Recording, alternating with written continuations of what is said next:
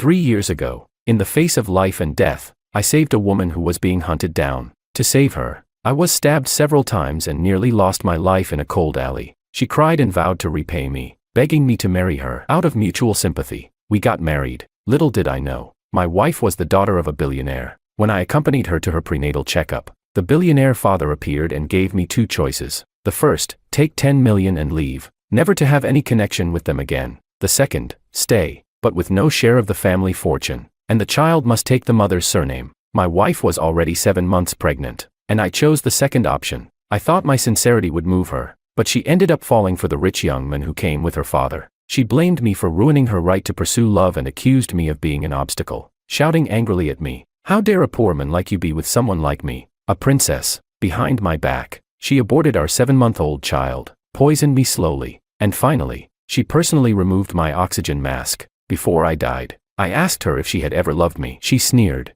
"Never." I died with resentment. When I opened my eyes again, I was reborn. This time, I chose to let her go. Chapter 1. 2 options. First, take 10 million and leave my daughter. You can ask for anything you want. Second, you can stay, but the wealth must be notarized, and you won't get a penny. The child will take the Han family surname. That suffocating feeling seemed to have disappeared. This scene felt so familiar. Wasn't this Peter Han, the billionaire of City A? And standing beside him was Diana, 7 months pregnant. Had I returned to the day when the billionaire was acknowledging his family? I instinctively pinched myself, and the sharp pain from my hand confirmed it. I had actually been reborn. In my previous life, I chose the second option for Diana. I thought it would move her, but in the end, she betrayed me to be with another man, leading to my death. I still vividly remember her face full of hatred before I died. Now that I had the chance to be reborn, I wouldn't make the same mistake again. I broke free from Diana's grip on my wrist. Taking a deep breath, I said firmly, "I choose the first option." When I said this, both Diana and Peter stared at me in shock. Peter had already investigated me before the family acknowledgement. He knew how deeply I had doted on his daughter. Now, to leave her for a mere 10 million. Peter hadn't expected me to choose this. He spoke again, confirming, "Are you sure? Diana is 7 months pregnant. If you leave, I will have someone force her to abort the child. We Han family will never allow a stray dog's offspring into our family." I was certain, even if Diana stayed with me, she would abort the child, because she would do so for another man. And before I died, Diana revealed the truth to me. Before the billionaire showed up, she had already cheated on me. So, as for whether the child was even mine, she couldn't be sure. When I first heard this, it felt like a knife to my flesh, but now, hearing it, I was surprisingly calm. I had seen through Diana's mask. To show my resolve, I raised my voice. "I'm sure I choose the first option." Once Diana snapped out of her shock, she quickly ran up to me, her eyes filled with disbelief. "Kevin, do you know what you're saying? I'm your wife, I'm carrying your child, and you're willing to abandon us for 10 million. Her voice was loud, with visible veins on her neck. Had I not lived through the previous life, I might have been fooled by her righteous indignation. Wasn't this exactly what she wanted? To secure the 10 million without angering her, I returned her previous words. "Diana, we are from 2 different worlds. We won't be happy forcing ourselves together. I'm just a poor man with nothing to give you, and I don't want to be an obstacle on your path to happiness. You have every right to pursue your own dreams. I'm nothing. I won't fool myself. You're a princess, and I'm not worthy." As I finished speaking, tears welled up in Diana's eyes. For a moment, I wondered if I had misread her. Could she really feel wronged and cry for me? Wasn't this exactly what she had always wanted?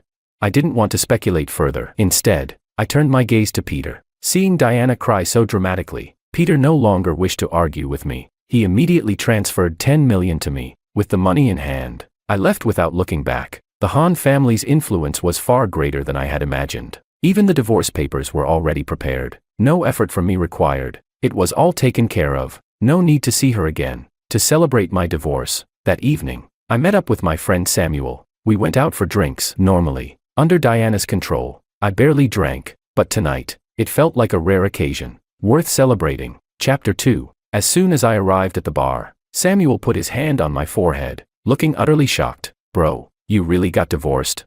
I picked up my drink and downed it in one go, then nodded. Samuel jumped up from the sofa in surprise. "Are you kidding me? You'd actually let go of your wife? I mean, ex-wife." It was well known how much I doted on Diana. I once took multiple stabbings to save her, nearly dying in a cold alley. Why did I risk everything for her? Well, it's just who I am as a man. I fell for her the moment I saw her, captivated by her breathtaking beauty. When I heard she wanted to marry me, I was so excited I stayed up for 3 days and nights. I planned the most romantic proposal possible. I didn't have much money back then, but I gave everything I had. I worked multiple part-time jobs, coming home late every night, never once complaining. Whatever she liked, whatever she asked for, I would try my best to fulfill her wishes. Even if she wanted stars from the sky, I'd find a way to bring them down. But this woman, the one I held in my palm, betrayed me and caused my death. Thinking about it, I tapped Samuel on the head, signaling him not to bring it up anymore. The goal today was to have fun. No getting drunk until I'm out of here.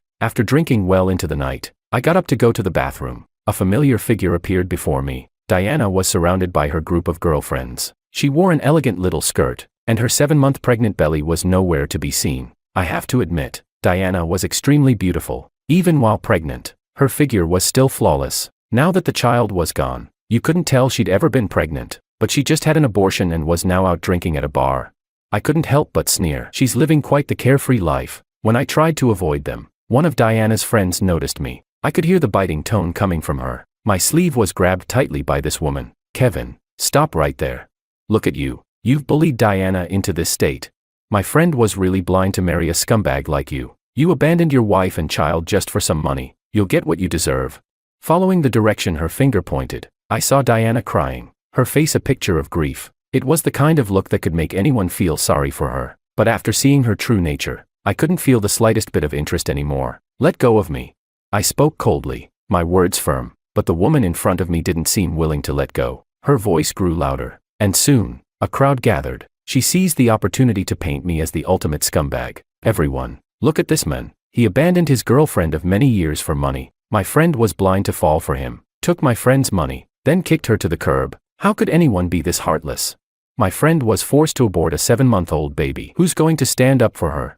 Diana's friend grew more agitated, gesturing wildly with her hands. The crowd started whispering and throwing disdainful glances my way. Men these days are heartless, no conscience. Yeah, they'll do anything for money. The criticisms kept pouring in. Diana, with a sobbing voice, walked up to me. Her eyes were slightly red, looking like she had suffered a huge injustice. Kevin, was it my dad who forced you with money? If it was, I'll go talk to him. But can you please think this through? Don't break up with me, she cried, her shoulders trembling, a sight that would easily make any uninformed person feel sympathy. I looked at her and felt nothing but disgust. In my previous life, she told me before I died that the child in her belly wasn't mine. I didn't know if she said that out of spite or something else. To prove my point, I pulled out my phone from my pocket. I found a random paternity test result online. I held it up in front of her. Don't accuse me falsely. You're crying like this, so explain this to me. Just a glance was enough for Diana's face to change drastically. She didn't even see that the name on the paper wasn't mine.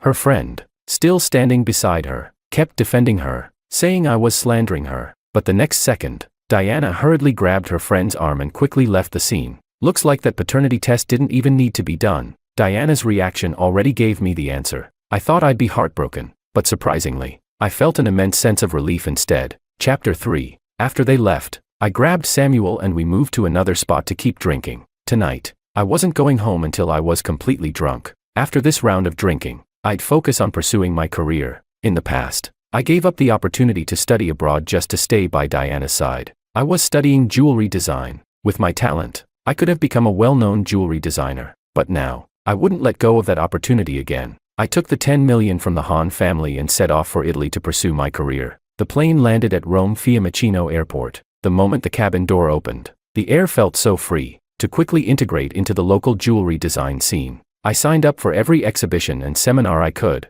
and I lived up to my own expectations, quickly making a name for myself in the jewelry world. I even started my own brand and studio. I went from being called just Kevin to being respected as the chairman. Now, my assets were many times what the Hahn family had given me. 3 years later, I returned to my homeland. Samuel came to pick me up. The moment he saw me, he practically ran over and placed his hand on my shoulder. After all this time, I finally get to see the great designer back. I thought you were done with me, bro. How long are you staying this time? I patted his back and we were still as comfortable with each other as before. Once you're done with whatever you're up to, and don't need me around, I'll just pack up and leave. It had been 3 years, and Samuel was looking much more polished. Looks like love had been good to him. The main reason I came back was to be Samuel's best man. Our bond is strong, and if it weren't for his wedding, I don't think I would have ever set foot in this place again. We talked a lot on the way, and he dropped me off at the top-tier hotel. We agreed to go suit shopping for the bestman together the next day. After a shower, I fell into a deep sleep. The next day, Samuel arrived in his luxury car to pick me up. In the past 3 years, Samuel had also made great strides in his career, achieving some success. Apart from picking out bestman suits, the bride's side had also arranged for the bridesmaids to choose their dresses. What surprised me, though, was that one of the bridesmaids was Regina, my university classmate. Regina was well known as the school's beauty. Back in college, many guys tried to pursue her, but she was more focused on her studies and wasn't interested in relationships. We talked for a long time, reminiscing about old times. Through our conversation, I learned that she also worked in the jewelry design industry. The recently awarded Summer Star piece was actually designed by Regina. My impression of her only grew fonder. Just as I finished changing into my suit, and she into her dress, a familiar voice rang out from behind. "Kevin, is that you? You're back." I turned around and saw a familiar face before me. It was Diana. She was wearing a white wedding dress and a delicate crown, her eyes glistening with tears as she looked at me. Seeing her like this brought my mind back to 5 years ago. 5 years ago, she was my wife, Kevin's wife. Now, she was someone else's fiancée. From the moment I stepped off the plane, news of Diana, the daughter of a city's richest family, and Dominic, the wealthy heir, getting engaged had spread everywhere. Money really does change people. In just 3 years, Diana had become even more beautiful than before. Ignoring the staff around, she rushed straight toward me, her eyes filled with mixed emotions. Her voice was a bit choked up, and she managed to squeeze out a few words. "Kevin, you're finally back. Where have you been all these years? Do you know I've been looking for you?" I shrugged off her hands that were on me. "Please, Miss Han, you have a fiancé now." She shook her head desperately, her eyes red as she seemed to want to explain something. Over the past 3 years, Diana had sent me many messages. Every one of them was a desperate plea for me to come back. I got fed up and blocked her number, but what confused me was how, after hating me so much, even wishing me dead, she suddenly started trying to win me back. Before I could dwell on it too much, Regina's voice broke the awkward silence. Chapter 4. Miss Han, do you two know each other? Regina was the winner of this year's Summer Star Award, and the event was hosted by the Han family. So Regina knew Diana. When Diana saw Regina here, a trace of undeniable jealousy flashed in her eyes. Diana was very controlling. Back when I was with her, I deleted every female contact from my phone for her. Even female clients were not exempt. So when she saw me with another woman, the jealousy in her eyes was impossible to hide. She didn't respond to Regina, but instead turned to look at me. "How do you two know each other? Who is she?" I wrapped my arm around Regina's shoulder and introduced myself. "I'm Regina's boyfriend." Regina glanced up at me, but didn't reject me. Instead, she introduced me to Diana. "Miss Han, this is Kim, an Italian jewelry designer. He's won several major international jewelry design awards. His works are known for their unique creativity and exquisite craftsmanship, and he has a high reputation in the European market. That necklace you're wearing, he designed it." Diana subconsciously reached up to touch the necklace on her chest. Both Regina and I were surprised. I hadn't expected that the necklace, which had been auctioned for an astronomical price back in China, had actually been bought by Diana, and Diana didn't expect it either. The poor guy who worked multiple jobs a day back then was now a renowned jewelry designer in the industry. I couldn't help but smile in amusement. I didn't want to have any more interaction with Diana. After giving Samuel a quick nod, I grabbed Regina and left. Perhaps out of respect for the Han family's face, Diana didn't follow us. I took Regina to my car, and we didn't say a word along the way. We were both a bit awkward about what had just happened. Regina broke the silence first. "What's your relationship with Diana?" Hearing her mention Diana's name, I fell silent for a long time, unsure how to respond. Regina seemed to sense my hesitation and didn't press the matter further. Instead, she took my hand and suggested we stop by a street food stall. I was pulled along to a snack street. I didn't expect the famous Regina, big designer, to come to such a place. It made me think of the past. When I was with Diana, she would never want to come to these places. Whenever I suggested it, she would always scold me first, and I always had to be extra careful with her feelings. But now, being with Regina, I felt a rare sense of relaxation. Maybe it was because I was so happy, but we both ended up drinking a lot. Regina didn't handle alcohol as well as I did. After just 2 bottles, she was already a bit tipsy. I put my arm around her and escorted her back home. The bracelet on Regina's wrist seemed so familiar. Wasn't it the bracelet I designed back in college? At the time, the bracelet was criticized for being ugly. I had lost confidence for a while, until it was bought by someone at an auction. That gave me the boost I needed to continue pursuing jewelry design. As her warm breath brushed against my ear, my thoughts drifted back to those memories. When I used to see this face, my heart would race uncontrollably. Regina was beautiful, but in a different way from Diana. Her beauty wasn't aggressive, but rather calm and comfortable. After I escorted her back to her home, she hugged me even tighter. This was the first time I'd held a woman in 3 years. Regina's body was soft and comfortable to hold. Beneath her delicate features, it was hard not to let my mind wander, but I restrained myself. I wouldn't take advantage of the situation. I helped her to the bottom of the building, and she collapsed softly against my chest. She mumbled quietly, "Kevin, it's been so long, I missed you." Chapter 5. When I heard her words, it felt as though I had been electrocuted. My whole body tingled. Worried about her safety, I made sure she got inside her house. As soon as I opened the door, I saw a photo frame on Regina's desk.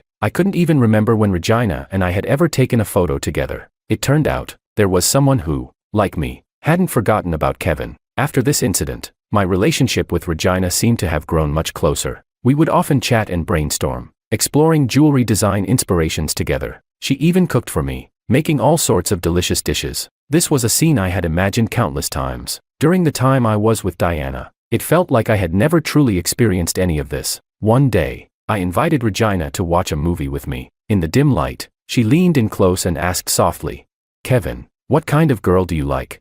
At that moment, my heart raced. I was just about to answer, but the proposal happening in the theater interrupted us. We both clapped for the newlyweds from the side. When we got home, I kept thinking about that question. If I had another chance, how should I answer Regina? I thought it should be. My thoughts were interrupted when Regina called me. As soon as I answered, I could hear the excitement in her voice. "Kevin, I have good news to tell you. A major client has invited me to be their exclusive designer."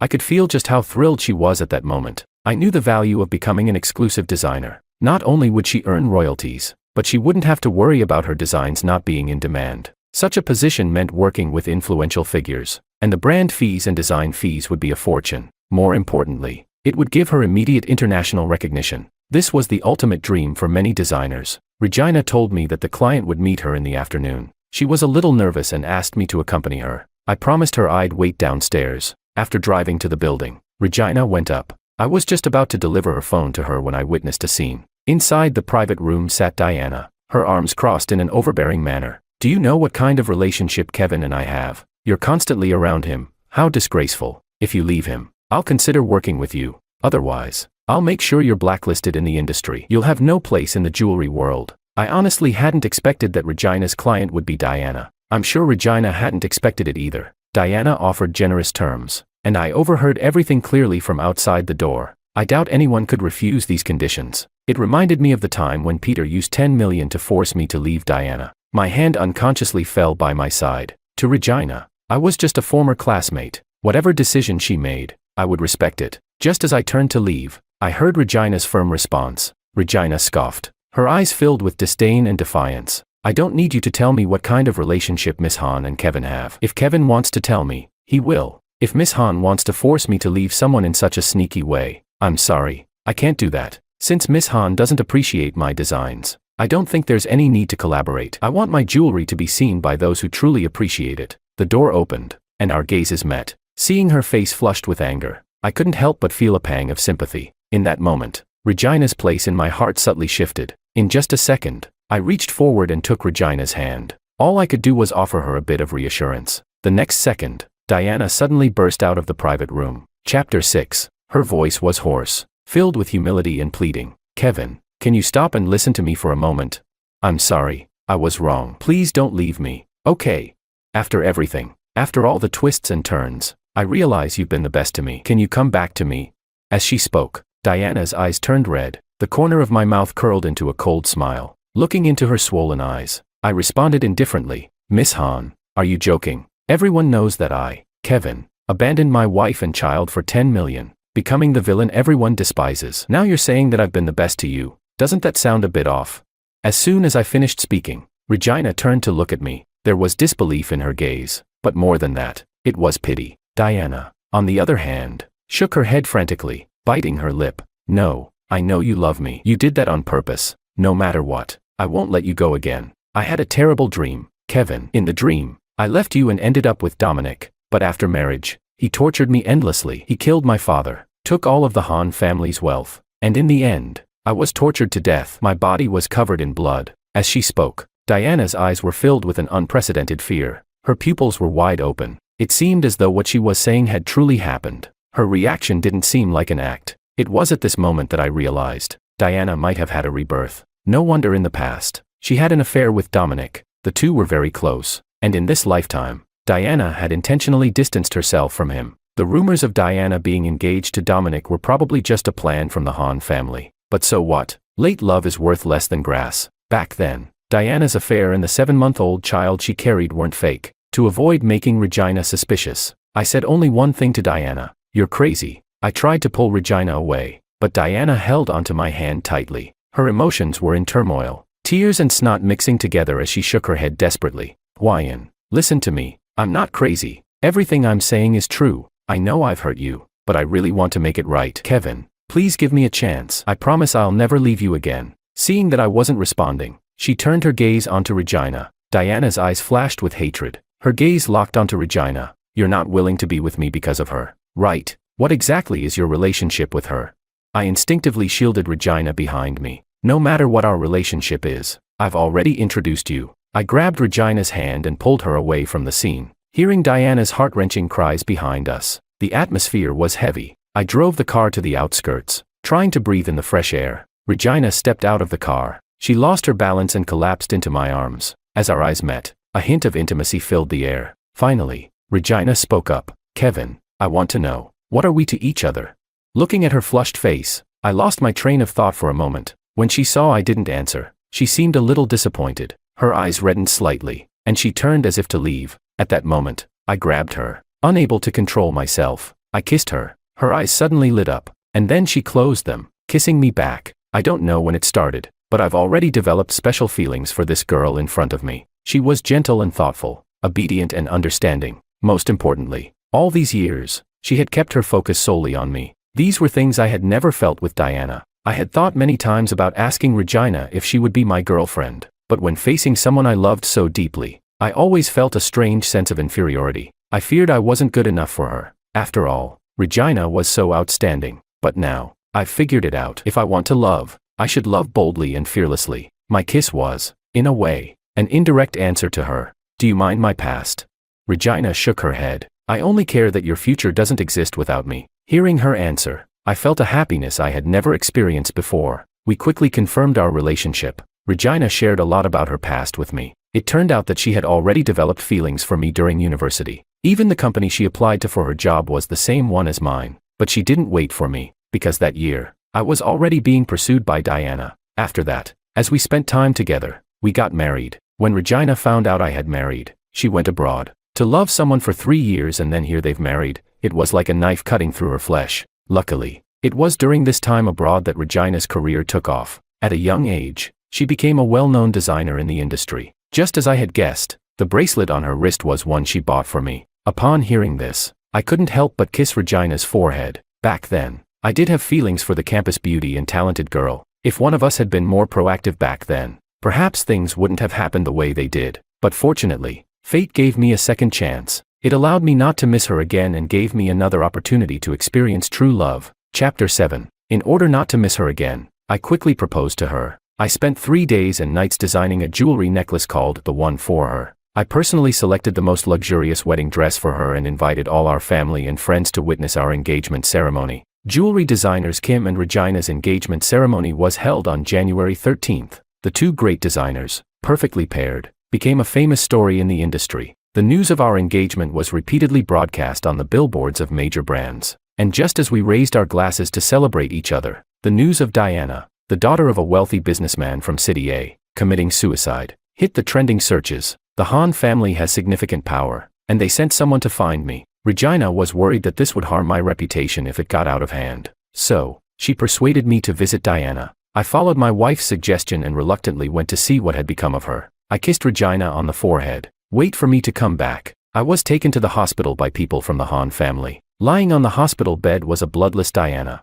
Her eyes were hollow, as if her soul had been sucked away. But the moment she saw me, her eyes suddenly lit up. She seemed to forget that there was still an 4 in her hand, and she ran down barefoot. Her voice was choked, and she looked as if she had suffered immense pain. "Kevin, I heard that you got engaged today. Tell me this isn't true, right? You clearly love me so much." How could you get engaged to someone else? You swore to me. You said you would only love me forever. How could you suddenly stop loving me? Her eyes were filled with tears, and her lips trembled. I took a deep breath and tried to keep my tone calm. Diana, we ended long ago. From the moment you did those terrible things to me in the past life, fed me slow poison, personally removed my oxygen mask, and had the baby aborted at 7 months, we were already over. Diana seemed struck by my words. Her body staggered. Her eyes filled with disbelief. Previous life, there were only the two of us left in the room. I wasn't going to hide it anymore. Diana knew about my rebirth. If it weren't for her rebirth, how could there be such a huge change in this life? Upon hearing my words, Diana let out a painful scream. Her heartbreaking sobs filled the entire room. She knelt in front of me, begging with a trace of pleading. Kevin, I'm sorry. In the past life, I did so many things to hurt you. It was my fault. I'm not human. But this life, I know I've made a mistake. Can't you really forgive me and give me another chance? I looked at Diana kneeling in front of me, with no hesitation in my heart. The painful memories of the previous life felt like knives stabbing into my heart. Not everything can be repaired with just an apology. Diana, you shattered my love for you with your own hands. Diana raised her head, her face covered in tear stains, her eyes full of despair and helplessness. Kevin, I've really changed. After being reborn, I've been repenting day and night. I know my sins are unforgivable, but I really don't want to lose you again. Teach me, what do I have to do for you to forgive me? I scoffed coldly. No need. I now have someone I want to protect for a lifetime. There is no possibility for us anymore. Diana had no response, only crying incessantly. Her body trembled violently from the pain. I didn't pay her any more attention, thinking about Regina waiting for me downstairs. I couldn't wait to see the person I loved. When I rushed out of the hospital, I saw the one I loved the most. Regina was smiling like a flower. We embraced each other with deep affection. Regina was much more thoughtful and caring than I had imagined. Since we got engaged, she had been taking great care of my life. Not only that, she also placed a lot of importance on my family. She often brought large and small bags of things to my family. She won unanimous praise from our friends and family. Half a month later, we got our marriage certificate. After leaving the Civil Affairs Bureau, I tightly held Regina's hand. Looking at those two red marriage certificates, my heart was full of joy and emotion. Regina leaned on my shoulder, her face beaming with happiness. Kevin, we finally became a family. I lowered my head and gently kissed her forehead. Yes, Regina, from now on, we'll stay this happy forever. That same day, I received a call from an unknown number. It was Diana. I was about to hang up when she said, Kevin, listen to me. I promise, after this call, I'll never disturb you again. Thinking she would never bother me again, I gritted my teeth and decided to listen. Diana's voice on the other end was very soft. Kevin, today I saw you and Regina enter the Civil Affairs Bureau. This scene felt so familiar. Just like 5 years ago when you held my hand and took me in. That day, I was so happy, and I think Regina must be feeling the same way I felt back then. I know I did so many things to hurt you. I have no face to ask for your forgiveness, but I want to correct what I said in my past life. I told you I never loved you. That was a lie. What I want to tell you is that I really loved you. I just realized too late. I wish you and Regina all the best. I will never disturb you both again. Before the call ended, I heard someone on the other side scream, with a loud bang. Diana stopped responding. The next day, a hot news story was shared across major media outlets. Diana, the daughter of a wealthy family, had committed suicide by drowning in the river due to a love tragedy. The culprit turned out to be her fiancé, Dominic. Before her death, Diana left evidence of Dominic's infidelity on the bridge. Peter, upon hearing this, was furious and immediately ordered a citywide search for Dominic. When they found him, he wanted to tear him to pieces. I knew that this was also Diana's last act for me in this life. She knew that after her death, Peter would surely blame me. So, she pointed the finger at Dominic, and in the previous life, after I died, it was also Dominic who had caused Diana's death. Finally, the story of Diana and I came to an end. I lay on the soft big bed, holding Regina. Waking up, the first rays of the morning sun shone on us. The story of Regina and I was just beginning. Regina hugged me and coquettishly asked, Honey, do you want a boy or a girl? I gently bit her lip and lovingly replied, As long as it's your child, I'll love it. On our anniversary, my girlfriend Elizabeth posted on social media, Time flies. It's already the 9th year. I liked the post, but it was deleted almost immediately. Later, by accident, I saw her phone. A friend had commented on that post, It's been 9 years, and you still haven't forgotten him. I glanced at his photo. It looked about 90% like me. As it turned out, the 9th year she was commemorating was never about me. It was always her unforgettable first love, Marco. After that, I silently walked away. It wasn't until I was about to get married that I learned my girlfriend had been frantically searching for me for 10 years. Chapter 1. It was the 9th anniversary of my relationship with my girlfriend. As usual, I made a restaurant reservation, prepared roses, and bought her an expensive necklace. Halfway through the meal, she hurried out to take a call. When she came back, she said, "There's an urgent matter at the office. I have to go." And she left. I was left alone with steaks, pasta, and desserts. Not wanting it to go to waste, I called a friend to join me. Seeing my unhappy expression, Alex consoled me. "Don't be upset. Elizabeth was just promoted to regional general manager, so it's normal for her to be busy. Look, even though she's swamped, she still found time to post about your 9th anniversary on social media." I checked my phone, and sure enough, Elizabeth had updated her status 3 minutes ago.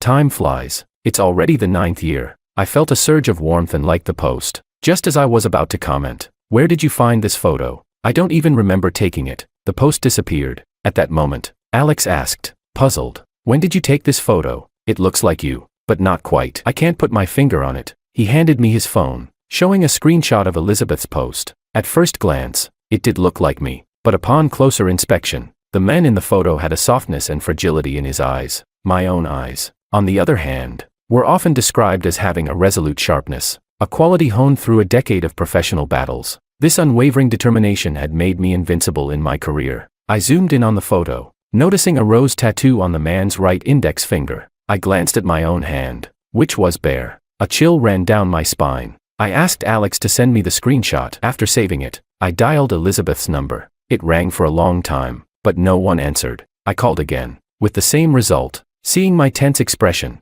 Alex helped me up and said, "I'll take you home." We drove back to my place, rain pouring down outside. Amid the sound of the storm, I stared at the screenshot on my phone, lost in thought. He wasn't me, but he looked so much like me. Or perhaps, I looked so much like him. Just as I was about to call Elizabeth again, the door opened. Elizabeth stumbled in, drenched from head to toe. Chapter 2. You're back, I asked lightly, sitting on the sofa in the darkened room. My fingers gripping the phone were starting to ache from the pressure. I tried to keep my tone neutral as I asked the question that had been burning in my mind. At the very least, until I knew the truth, I didn't want to come off as unreasonable. But Elizabeth just mumbled a "yeah" and hurried into the bathroom. The sound of running water echoed from inside. For the first time, I picked up Elizabeth's phone. I opened WeChat. The post was still there. It had only been hidden from me. Below that post were comments from Elizabeth's friends. "OMG, Marco's back.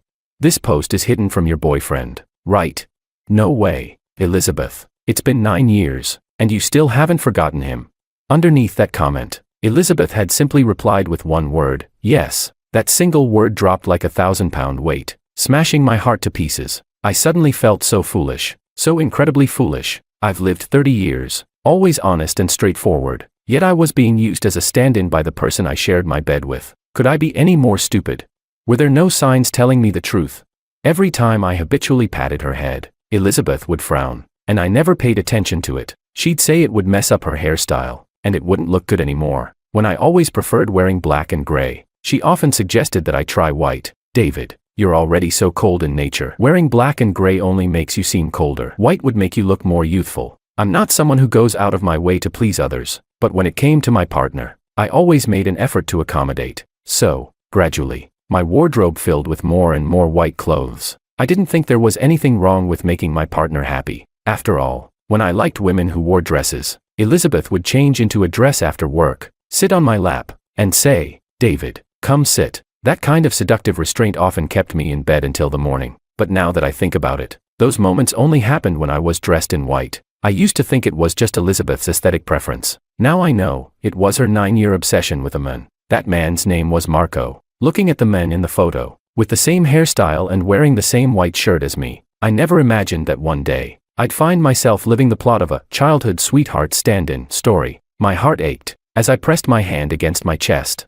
there was a click as the door opened, and Elizabeth came out. Chapter 3. Who is he? I asked, pointing to the screenshot on my phone. Elizabeth froze for a moment. She didn't answer right away. Instead, she said, "Let me get dressed first." I sat calmly on the sofa, waiting for her to change, not into pajamas, but into a new dress. She leaned down, placing her hands on my shoulders. "David, trust me, he's just a friend. He just returned to the country and doesn't have many friends, so he asked me to pick him up." Elizabeth didn't even wait for my response before standing up. adjusting her clothes, and grabbing the umbrella from the side table. Then she walked straight toward the door. Elizabeth, I hope you don't regret this. I gritted my teeth and said the words, but Elizabeth only paused for a moment before opening the door and leaving. The rain outside grew heavier. I listened to the sound of her footsteps fading away, and my whole body began to tremble. Even though I was wrapped in thick blankets and wearing warm clothes, I still felt so cold. When I took my temperature, it read 40 degrees Celsius. For the first time, I realized that when someone is utterly broken, their body can collapse in an instant. I was dizzy, and my first thought was still of Elizabeth. I sent her a picture of the thermometer. The rain is too heavy. It's hard to get a ride, and I'm guessing you haven't gone far yet. Could you take me to the hospital? This time, Elizabeth replied quickly, but her response was, stop being dramatic, David. We can talk when I get back. My teeth chattered as I replied, Elizabeth, I'm not being dramatic. I really have a fever. Please, you must come back. But this message floated away like a leaf in the ocean, with no response. I tried to order a car through an app, but as expected, none were available. My own car was in the shop for maintenance. Honestly, even if my car were in the garage right now, how could I risk driving in this condition? I called Alex. Alex stayed with me at the hospital. Should I call Elizabeth? After all, you are still her boyfriend. My lips were pale, and I silently shook my head. But David, are you really planning to break up? 9 years. If it weren't for you, Elizabeth wouldn't have what she has today. Now she's richer, more powerful, and just leaves you behind. Why? Alex gritted his teeth. At least you should get someone to teach her a lesson. It's only fair. I waved my hand and smiled bitterly. How do you wake someone who is pretending to be asleep? The answer is, you can't. I didn't want to drag this out any longer. That's not who I am, David. My heart was shattered into pieces. I had no strength left. Chapter 4. I stayed in the hospital for 2 days. Elizabeth didn't call or send a single message. It was I who texted her, Elizabeth, we need to talk. David, I've been really busy these days. Marco isn't doing well and needs company. I saw Alex's social media posts, and knowing he's taking care of you makes me feel reassured. Just wait a few more days. Okay, let me finish my work. Wait, there's that word again. When we had been together for 4 years, I had already discussed marriage with Elizabeth. My parents were urging us, and I, because I loved her, wanted to settle down quickly. What had Elizabeth said back then? David, my career is still unstable. Could you wait a little longer? I don't want to hold you back. At that time, I was already in upper management, while Elizabeth had just been promoted to a junior supervisor. I understood the desire of a woman wanting to become strong in front of her men. So, I waited another 2 years. In our 6th year together, I brought up marriage again. This time, what did Elizabeth say?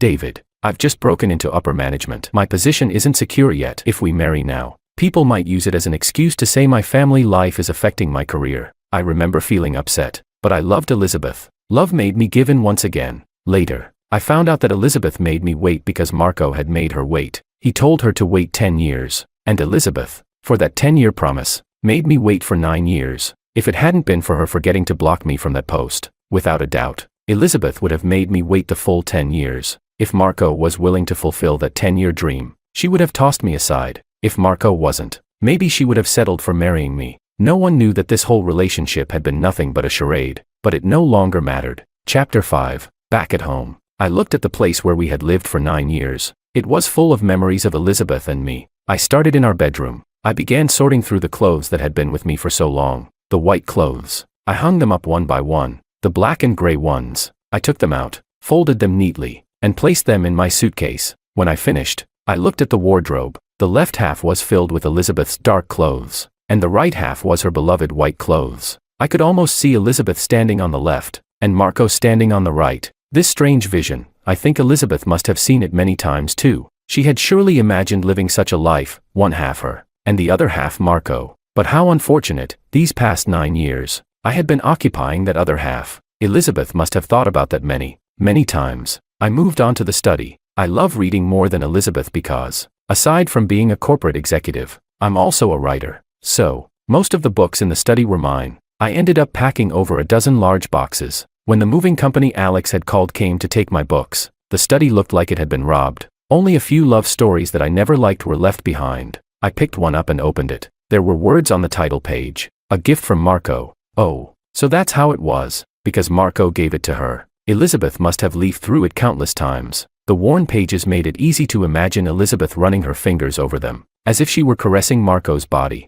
I laughed at myself and carefully placed those few books back on the shelf. There was no trace of me left on the entire wall. Only Marco remained. Isn't that exactly what Elizabeth wanted?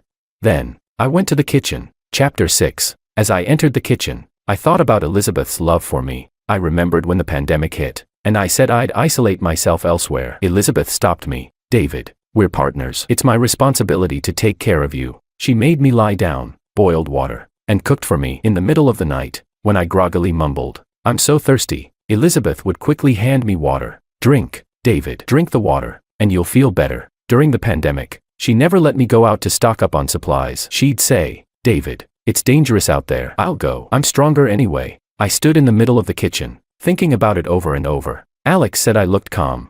But he didn't understand that a man's calmness comes from a heart that has died. When the heart dies, there are no more tears to cry. Elizabeth, do you understand? Chapter 7. I sat there, motionless, until evening. I watched as the sun set outside the window, and then the moon rose in its place. And then, I understood, the person I had been waiting for wasn't coming back. Her 9 years of longing were far greater than the 9 years she had spent settling for me. Goodbye, Elizabeth. I stood up, dragging my suitcase, and as I passed the side table, I saw a photo of Elizabeth and me. There was no trace left of us in this house. I'd leave the photo for her. Whether she tore it up or threw it away, I didn't care. Chapter 8. I accepted an offer from a company in the US and resigned from my old job back home. As the plane took off, I got a call from HR at my former company. "Mr. Liu, I think it's important to let you know. MS. Lou from the Dakin Group called to ask if you were on a business trip. I'm guessing you haven't told her about your resignation, so I thought I'd check with you." I expressed my gratitude. "Just tell her I'm on a business trip. Don't say anything else." After hanging up, I checked my phone. Messages from Elizabeth started pouring in. "David, why aren't you answering? Did you get discharged from the hospital? What's going on? Why aren't you telling me? You're not still mad, are you? I told you, he's just a friend. Once this blows over, everything will be fine. After all, he just went through a breakup, and we're old classmates." "David, you're a senior executive at a public company. Don't be so petty, okay?" "Oh, I just spoke to your company. Shaoli said you're on a business trip, so I assume you're better now." "That makes me feel much better. Have a good trip, and we'll talk when you get back. Love you." Looking at these messages, they felt like they were from a past life. More accurately, it felt like these messages were sent to the wrong person, like Elizabeth had chosen the wrong recipient. So, I deleted them all in one go. Then, I turned off my phone and boarded the plane. Chapter 9. After landing, I tossed my old phone in a drawer and started using the new one provided by the company. I was busy house hunting, getting to know the new team, so busy that my feet barely touched the ground. The company in the US had approached me a while ago, offering a salary 3 times what I was making back home. At the time, I declined, thinking life abroad would be too difficult. I never expected them to keep pursuing me. Now that I was here, it felt like a perfect match. For a moment, I felt a bit relieved that Elizabeth had chosen her childhood sweetheart over me. In just 3 days, I had settled into my new routine. Only then did I have a moment to breathe and pull out my old phone from the drawer.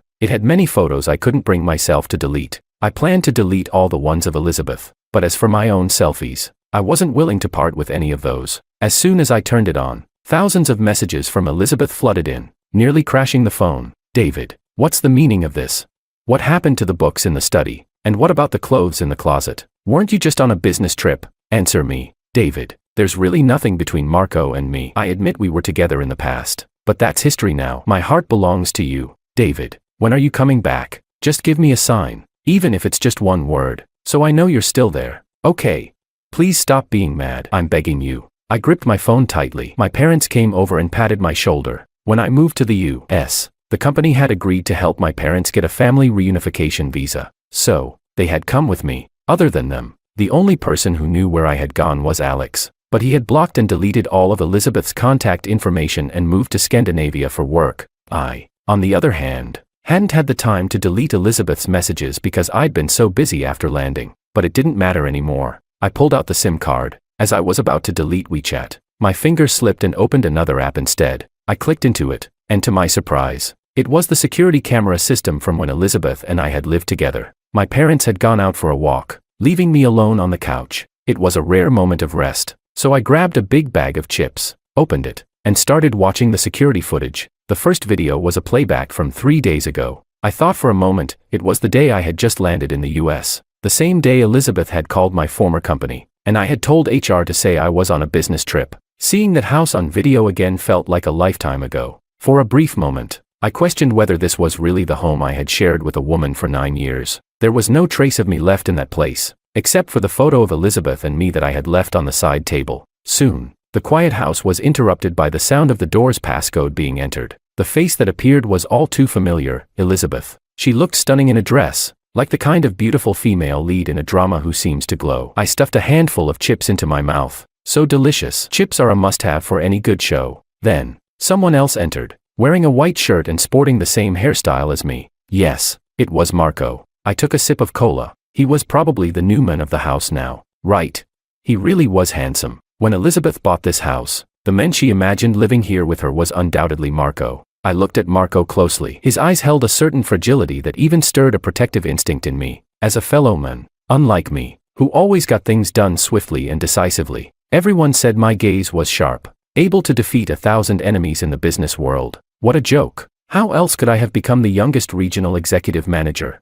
I stuffed another handful of chips into my mouth, tomato-flavored, my favorite. Under the bright lights, Elizabeth led Marco into the living room. David's on a business trip for a few days. I told him you're going through a rough time after your breakup and needed company. Stay here for a few days. He'll understand. Elizabeth sat Marco on the couch and poured him a glass of water. He didn't take it. Instead, his hand slid around Elizabeth's neck. I thought all these years, you were just using him as a stand-in for me. I stopped chewing my chips for a second. Marco, that's all in the past. The person I love now is David. She pulled out some pills. Take your medicine and go to bed. But Marco grabbed Elizabeth and pulled her onto his lap. Elizabeth, you're doing this on purpose to provoke me, aren't you? You expect me to believe you haven't thought about me all these years?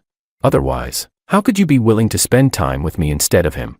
Marco. Elizabeth's voice was hoarse. Don't do this, she said softly. I had to give it to myself for installing that security system. The audio quality was incredible. Don't do what? Elizabeth, I like you, and I know you like me too. Otherwise, why would you have chosen him? A man who looks exactly like me. Marco began taking off his shirt, revealing his well-built body under the light. Elizabeth couldn't hold back anymore, and their heavy breathing intertwined. This live drama was way more exciting than anything on TV. I glanced at the door, checking to see if my parents were back. Nope, still out. Turns out, when women play coy, it never lasts more than 3 seconds. The two of them were passionately spinning around. I thought they'd head for the bedroom, but instead, they stumbled into the study. Just as Marco was about to lay Elizabeth on the desk, she froze, completely still. Marco's hands were still exploring her body, but Elizabeth suddenly pushed him away. She walked through the living room and headed to the bedroom, flinging the wardrobe doors open. The wardrobe built into the wall, half of it was empty.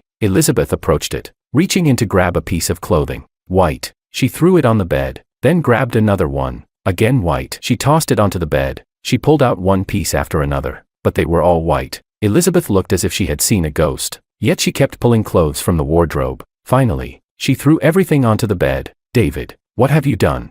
In the footage, her voice was frantic. Her face flushed. I could almost feel the necklace around her neck tightening like it was choking her. She stormed into the living room, ignoring Marco's calls. Elizabeth, what's wrong? But Elizabeth only cared about grabbing her phone from the coffee table. Her first message was a voice recording. David, what's the meaning of this? What happened to the books in the study? And what about the clothes in the closet? You said you were just on a business trip. Answer me. Realizing that sending a voice message wasn't right, she started typing instead. I recalled seeing those messages earlier. Elizabeth must have sent them at this very moment. I got up and grabbed another bag of chips. Let me tell you, when watching a show, chips are the best snack. No contest. I opened the bag and continued watching. Chapter 10. David, there's really nothing between Marco and me. I admit we were together in the past, but that's history now. My heart belongs to you, Elizabeth. Marco couldn't stay silent any longer after hearing her words. Are you sure we're just history? If we're in the past, why did you come to pick me up the moment I returned to the country? Why did you post time flies? It's already the 9th year. When someone asked if you still couldn't forget me, you replied with yes. Elizabeth, look at your own words. What part of them is true? Elizabeth slumped onto the sofa, as if she hadn't heard a word Marco said. I watched as she tried to call me, but all she got was, the number you have dialed is currently switched off. Seeing her say nothing, Marco, instead of pushing further, gently walked over to the sofa, standing behind Elizabeth and reaching out, trying to comfort her. But all he got in return was Elizabeth's cold response. You should leave. I'll call a car to take you back to your hotel. Marco froze. Elizabeth, do you even know what time it is? You're kicking me out at 2 in the morning. Elizabeth pushed Marco's hand away and stood up. She tapped a few buttons on her phone. The car is on its way. You have plenty of classmates in this country. Go find one of them to stay with. Elizabeth. Don't you understand that I'm emotionally unstable after my breakup? Sure, I have friends, but I trust you the most. I didn't just come back to visit family. I wanted to start over with you. Elizabeth. When you posted that photo of David, I knew you hadn't forgotten me. You need to realize your true feelings. We shouldn't keep missing each other. Marco. Elizabeth suddenly deflated, like a balloon losing air. Please go. I can't lose David. He looks like you, but he's not you, and you're not him. His eyes don't have your fragility. They're full of determination. I've grown tired of your weakness and fragility. I don't want to lose David. Marco didn't move, but Elizabeth got up, dragged his suitcase to the door, and opened it. David got my message. He'll be back soon. I don't want him to see you. Marco hesitated for a moment, but seeing Elizabeth's cold expression, he finally gave in, reluctantly pulling his suitcase out the door. Elizabeth closed the door behind him, and after looking around the room, she sat down on the sofa, holding the last thing I'd left in that house, our photo, and spent the entire night there. Watching her sitting there, so alone, I couldn't help but open another bottle of cola. No matter what drama you're watching, besides chips, there's one thing you should always have: popcorn. Unfortunately, I didn't have any in my villa, so I opened another bag of chips. After all, the show wasn't over yet. Chapter 11. Elizabeth sat on that sofa all night, only getting up when she received a call from her secretary in the morning. When she returned home that night, she hadn't even changed her clothes. She just sat down on the sofa again. Out of habit, she sent me a voice message. I went to your company today. I told them if they didn't tell me where you were, I'd pull out of all our business deals. That's when I found out you didn't just go on a business trip, you resigned. But no matter how much I asked, they wouldn't tell me where you went. David, I'm guessing you went away to clear your head. When are you coming back? Can you send me a message, even just one word, so I know you're still out there? Okay. Please don't be mad anymore. I'm begging you. David, I'm really worried about you. When you said you had a fever, I should have taken you to the hospital. That's my fault. But Marco told me he was heartbroken and didn't know who else to turn to, so I went to take care of him. I was only with him because I knew you'd be okay. Can you forgive me? I stopped chewing my chips for a moment because I realized something. Whether or not I forgave her didn't matter. What mattered was the one thought that echoed in my head. Elizabeth, do you even deserve it? Elizabeth continued sitting on the sofa, watching her phone. Each time it made a noise, she would check it. There were plenty of work-related messages, and many more from Marco, but Elizabeth just seemed irritated. She placed the phone face down on the coffee table and got up, walking into the kitchen. After standing there for a while, she seemed to realize she was hungry, so she opened the fridge. Chapter 12. When Elizabeth opened the fridge, her expression changed instantly. Cautiously, she pulled out what she had found inside. It was a sea blue cake, topped with whipped cream shaped like white waves. The cake wasn't fresh anymore, but she remembered very clearly a significant promise she had made with David. For that promise, they had even sketched a design together, a sketch she had carefully framed and placed in her office. She often fantasized about having a child with David, one who would have the same determined gaze as him, someone decisive and efficient. But then she thought about Marco, who looked exactly like David. The moment she saw David, she had nearly burst into tears. She and her childhood sweetheart Marco had made a pact, a 10-year promise. If Marco hadn't married by then, she would marry him, but Marco had been abroad, and they hadn't kept in touch. Elizabeth had spent many nights missing Marco, but it was David who had gotten her through them. She had dressed David in the white shirts Marco loved, had him cut his hair the way Marco liked. Back then, David had looked so much like Marco, but later, Elizabeth realized more and more that David was simply David, not at all like Marco, who was easily broken and fragile, giving in quickly and leaving everything behind to go abroad. By the time the pandemic hit, Elizabeth no longer cared whether David wore white or cut his hair a certain way. In those years, David grew his hair out and wore his black bear pajamas at home. She saw that behind David's determination was a unique dependence on her. From that moment, she began to yearn for a child with David. She wanted to start a family and embark on the next journey of life with him. On their 9th anniversary, she had planned to propose to him, but then, Marco had called. He told her he had just gone through a breakup and didn't want to live anymore. Elizabeth, maybe you can still save me. She hadn't wanted to tell David that Marco was an ex, fearing it would upset him, but she also didn't want Marco to actually die. So she lied about being busy with work and put the proposal on hold. During those days at the hotel, Elizabeth had booked a double room, sleeping in the bed next to Marco. Those nights, Marco would wake up in the middle of the night saying he wanted to die. She couldn't bear to leave him, but eventually, she realized that avoiding David wasn't a solution, so she decided to bring Marco home. If David could see everything happening under his own roof, maybe he wouldn't be so angry. What Elizabeth didn't expect was that by the time she returned, David had already left. She sensed the crisis, not just a temporary loss, but an eternal departure. She panicked. She admitted that, facing Marco's advances, she had almost made a terrible mistake, but looking at the empty study and the half-empty wardrobe, she realized she was about to lose the most important part of her life. That was 9 years of love carved into the timeline of her life. She knew their love hadn't been pure at the start, but over time, that love had been polished into a brilliant gem. She had pushed Marco away. Feeling herself sinking into an abyss, she sent David countless voice messages, texts, and made numerous calls. David hadn't blocked her on any platform, and that was scarier than blocking her. It proved that David didn't care anymore. He didn't care if she was with Marco, didn't care if she knelt down to beg him to stay, didn't care if she even remembered him at all. He had given up. Elizabeth couldn't understand. She spent night after night sitting in that house, watching the sky brighten and then darken again. Between the light and darkness, she couldn't grasp why simply spending a few days with Marco had caused David to give up on her so completely. And now she was hungry. She hadn't eaten or slept for days, and her stomach was telling her she needed something, or she would die. She didn't want to die yet. She desperately wanted to say something to David, even if all he gave her was a single word, even if it was just go away. She would take that as hope. Elizabeth opened the fridge, and there it was, the sea blue cake. If we ever have a child, the moment we find out, we'll make a cake together. Okay.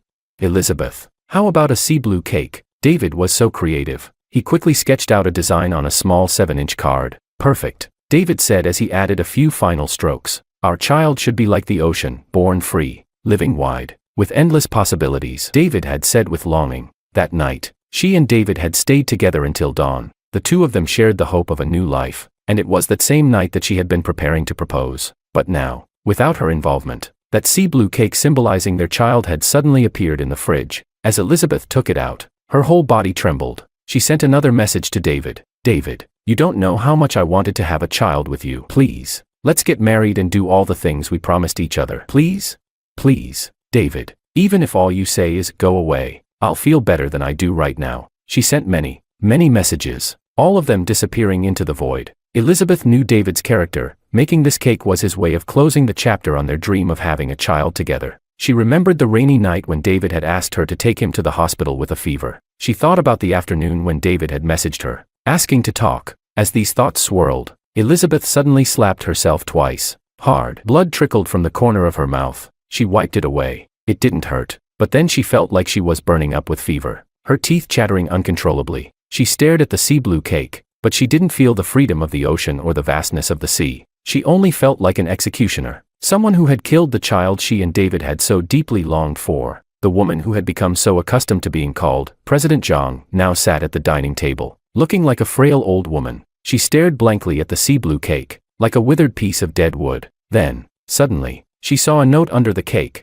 She slowly pulled it out, and on it were David's firm, familiar words. No matter what happens, Elizabeth, when you see this cake, please light a candle for the child we never had. After reading David's message, Elizabeth's eyes stung. She reached up to wipe her tears, but the more she wiped, the more tears fell, streaming through her fingers. She couldn't stop crying, so she tried to clench her teeth and hold back the sobs, but eventually, she couldn't suppress it any longer, and she cried aloud. She sobbed loudly, but the room was empty. The man named David would never hold her again. Once, when she had struggled in her career, it was David who had held her through those painful nights. Later, he had supported her career, helping her soar to greater heights, and on the nights when she had cried with joy over her professional success, it had been David who first embraced her and called her the most perfect woman in the world. She had been so happy to know she was so perfect in David's eyes, but now, she had ruined everything. She kept crying until she had no strength left. The cake on the table mocked her, reminding her of all her foolishness and hypocrisy. She found a lighter and lit a candle, placing it on the cake.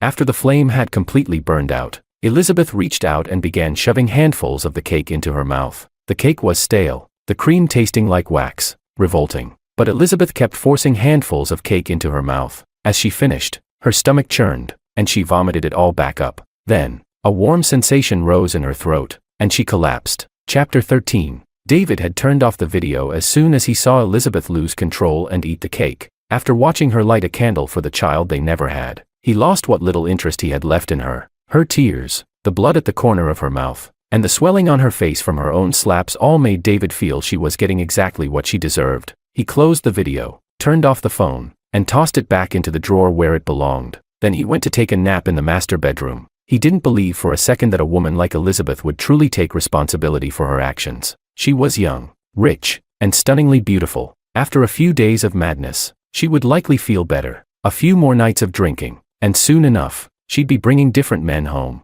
Maybe Elizabeth, who had always been drawn to substitute romances, would find another man who looked just like David. It wouldn't surprise him. With that thought, David drifted off to sleep. When he woke up, he got back to writing. The fresh environment had sparked new inspiration in him. As his fingers tapped the keys, the words began to flow like a fountain. A sense of flow hit him, a powerful feeling of being fully immersed in his work. Meanwhile, Elizabeth lay in a hospital bed. Even she couldn't believe that she had vomited blood out of sheer heartbreak. It turned out that extreme emotional pain could truly make a person physically ill. Once again, she thought of David. Could it be possible that if she reached out to him sincerely, he might be moved? Could they reconcile?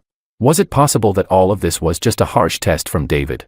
Clinging to this belief, Elizabeth became obsessed with finding David after she was discharged from the hospital. But she hadn't expected that David's parents had blocked her on every platform, and their house was empty. Maybe David had been planning to disappear completely for a while now, because none of the neighbors had any idea where the Liu family had gone. As for his other relatives, she didn't have their contact information. The one person who might have known, Alex, had already left for Scandinavia, and he had been the first to delete all of his contact details for David. Elizabeth's last hope was David's former company, but no matter how much she harassed them, the only response she got was that Mr. Liu had resigned to take a break, and they had no further information. Because of her repeated visits to the company, the shareholders believed she was damaging the company's image and removed her from her position as Greater China Executive Director. Her reputation and income took a sharp nosedive. A lot of her connections disappeared overnight. Even the people who had once flattered her daily vanished without a trace. But Elizabeth didn't care. She handed over large sums of money to various detective agencies, asking them to help find David. In the end,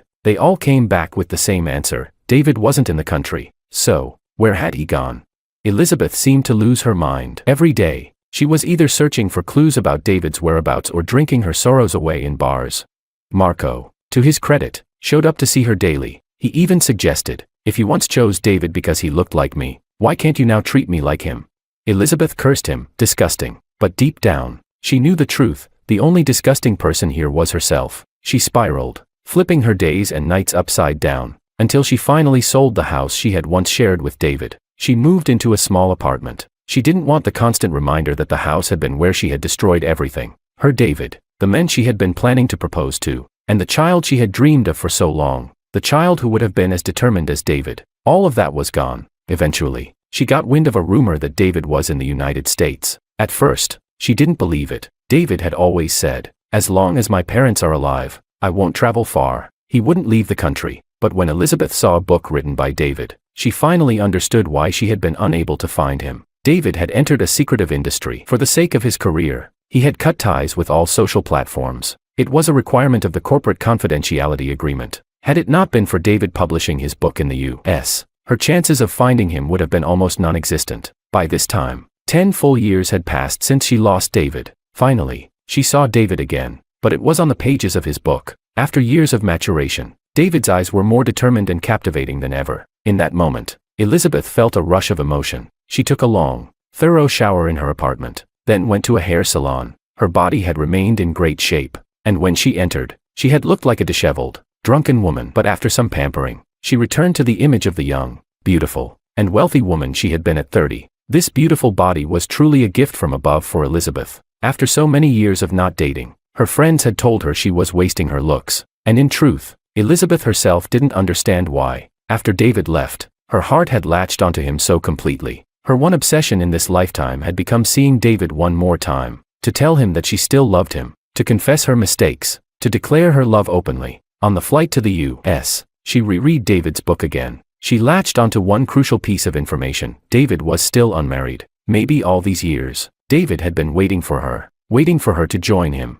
so they could have the free-spirited child they had once dreamed of. Filled with excitement, Elizabeth rented a car upon arriving in the US and drove to David's residence. Chapter 14. She knocked on the door, but the person who opened it was an American woman. When Elizabeth asked about David in English, the woman replied, "Today is David's wedding day. It's at church number 3. I'm just here to grab the rings for him. He's so nervous that he forgot them. If you're having trouble finding the place, you can come with me." Hurriedly, the woman shut the door of the villa, and they crossed the green lawn, heading to the main road. More people began to emerge from the surrounding villas. They're all going to David's wedding. The woman smiled. Walking quickly, Elizabeth tried to keep pace, feeling her body swaying with each step. When they reached the entrance of the church, she hesitated, unable to take a step forward. You look even more nervous than the groom. The woman invited her inside enthusiastically. You must be a friend of David's, right? You should congratulate him. He and the bride have been together for 9 years. In Chinese culture, doesn't the number 9 symbolize something lasting?